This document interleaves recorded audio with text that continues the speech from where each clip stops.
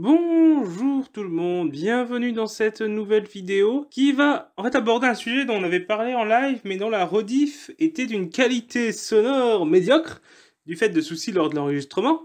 Du coup, j'essaie de vous retourner cette vidéo en conditions d'enregistrement meilleures. Et du coup, c'est une vidéo qui, bon, vous avez vu le titre, parle de la censure de la presse durant la Première Guerre mondiale. En effet, la presse française, mais aussi dans beaucoup d'autres pays, va connaître une importante censure durant ce conflit. Dès l'ouverture des hostilités, le 2 août 1914, il y a l'état de siège qui est mis en place sur tout le territoire, ce qui donne aux autorités militaires le droit de suspendre ou d'interdire toute publication périodique en vertu d'une loi de 1849. 3 jours plus tard, c'est confirmé par le décret du 5 août 1914 qui interdit de publier toute autre information que celle transmise par les autorités sur les questions de guerre et de diplomatie. Et il est également interdit toute critique envers les pays alliés, donc c'est-à-dire la Grande-Bretagne et la Russie à ce moment-là. On craint alors les mêmes problèmes qu'en 1810-1871 lorsque le Matin, un journal très important de l'époque, avait diffusé des informations militaires qui du coup s'étaient retrouvées connues de tout le monde. C'était un peu embêtant. Et cet état de siège qui permet donc ce contrôle, ça c'est la base qui permet ce contrôle complété par d'autres lois et d'autres institutions, sera maintenu jusqu'en octobre 1919.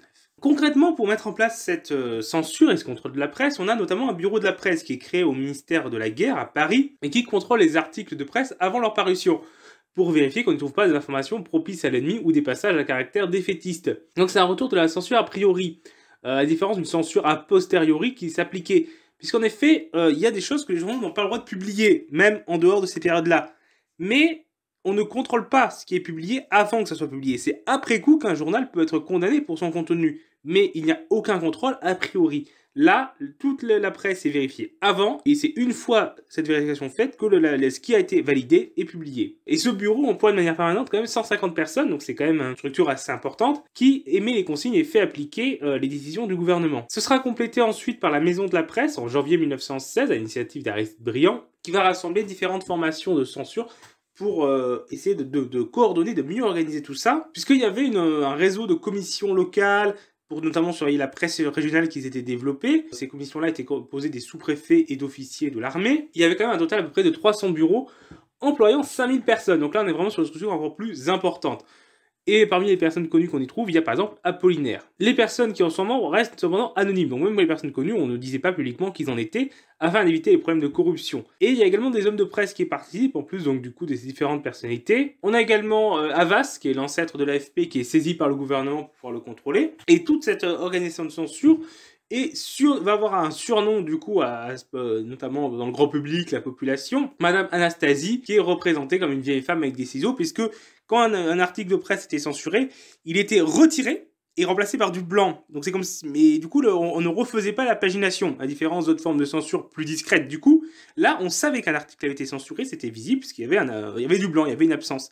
Donc on voyait la femme qui coupait l'article, mais voilà, qui du coup laissait des trous dans le journal, même si dans les faits c'était pas un trou dans le journal, c'était juste du blanc. Et du coup, qu'est-ce qui est interdit donc à la presse? Comme je vous l'ai dit, c'est les critiques envers les alliés, les propos défaitistes, publier des informations militaires, donc notamment faire état du nombre de canons, d'avions, d'obus, et d'autres attirails militaires. Le nombre de blessés, de tués et de prisonniers aussi ne doit pas être divulgué. Critiquer le commandement militaire aussi. Et il y a aussi un truc qui est assez vague, c'est exercer une influence fâcheuse sur l'esprit de l'armée et des populations. Article et aspect très vague qui permet de censurer à peu près tout et n'importe quoi. Donc voilà, la censure pouvait exercer pas mal de domaines. On a également l'interdiction de la vente des journaux à la criée et les journalistes ne peuvent plus se rendre librement au front pour se faire une idée de la réalité de la situation. Ainsi par exemple, les mutineries de soldats au front vont être dissimulées à la population, du moins par la presse. On verra que les populations avaient quand même des moyens d'être au courant, mais beaucoup plus difficilement. Et tout ça est quand même une rupture importante, puisque depuis juillet 1880, il y avait une loi qui donnait quand même une très grande liberté à la presse, et donc là on est vraiment en rupture avec cet esprit-là durant la période de conflit. Mais l'objectif étant là du coup,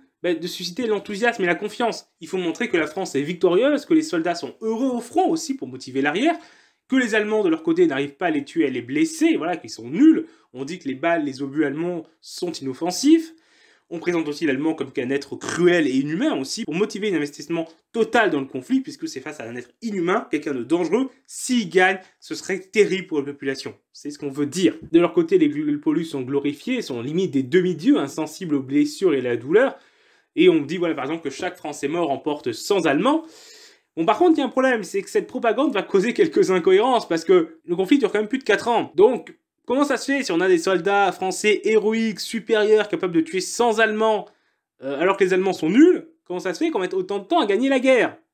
Il faut réussir à justifier ça, et ça va pas toujours être simple. Il y a également le fait que certains lieux qui sont pris ou perdus vont avoir une importance différente, vont être présentés dans un cas comme une prise stratégique lorsque la France les prend. Par contre, quand la France le perd, bon, on n'en parle pas, ou alors, oui, bon, c'est une petite reculade insignifiante, c'est voilà, c'est pas grave, il y a des choses plus importantes, et on va avancer sur des trucs plus stratégiques.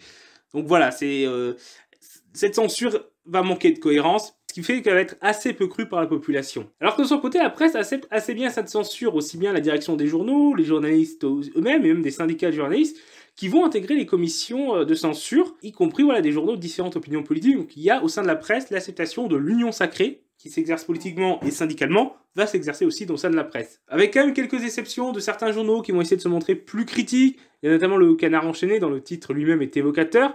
On a également L'Homme libre, qui va devenir L'Homme enchaîné, donc le journal de Clémenceau, qui va critiquer cette censure, même si Clémenceau, une fois au pouvoir, va appliquer la censure. Mais Clémenceau n'est pas à une contradiction près, parce que lui qui critiquait vertement le massacre de Fourmi, va appliquer aussi une répression assez violente de mouvements sociaux, une fois ministre de l'Intérieur. Donc, il a l'habitude de faire ce qu'il critiquait avant, c'est vraiment ça, Clémenceau. Mais malgré tout ça, comme je l'ai dit, l'efficacité reste limitée. Comme je l'ai dit, ces incohérences, et d'autres vont faire que l'opinion ne fera pas confiance à ces journaux, ils vont croire plus les nouvelles venant directement des poilus, même si les lettres sont en théorie censurées, certains lettres, certains témoignages aussi de soldats en permission passent à travers la censure et permettent à l'information de passer. Par exemple, il y a cette citation qui dit un poilu en permission de la part des civils, « Les journaux, nous ne les croyons plus, mais les nouvelles comme celles que vous nous donnez sont crues à la lettre. » On a également une presse clandestine qui se développe, il y a également la presse des poilus qui se développe du coup directement dans les tranchées, qui parfois passe un peu à l'arrière. Et du coup, par contre, la vente de la presse classique, officielle, elle diminue. Alors, il y a des variations, les journaux de Paris sont très touchés, la presse illustrée, elle résiste mieux, mais on a une baisse globale des ventes de la presse, parce que les gens ne lui font peu confiance. Ce qui fait que la Première Guerre mondiale sera une période assez difficile pour la presse française, puisque elle a perdu beaucoup en crédibilité et de manière durable au sein de la population, puisqu'après-guerre, les ventes des journaux ne vont pas reprendre pleinement. Donc non seulement c'est une rupture dans l'esprit de la loi de juillet 1881, mais c'est également une rupture pour la presse qui ne faisait que connaître un essor depuis des dizaines d'années, et c'était vraiment la période phase de la presse écrite. Elle va connaître des difficultés durant l'entre-deux-guerres, alors elle va rester importante, mais les journaux traditionnels vont avoir tendance à perdre en importance, d'autres vont émerger durant l'entre-deux-guerres, mais tout ça c'est une autre histoire dont on parlera éventuellement une autre fois. Mais voilà, la Première Guerre mondiale, c'est une rupture dans l'histoire de la presse française, de la presse écrite française, et ça a été une censure assez importante, mais peu efficace. Et pour conclure un peu et apporter 2-3 éléments pour élargir le sujet, il va y avoir de la censure aussi de tout ce qui est spectacle, cinéma, musique et télégramme. Donc voilà, la censure concerne tous les aspects de communication et de culture.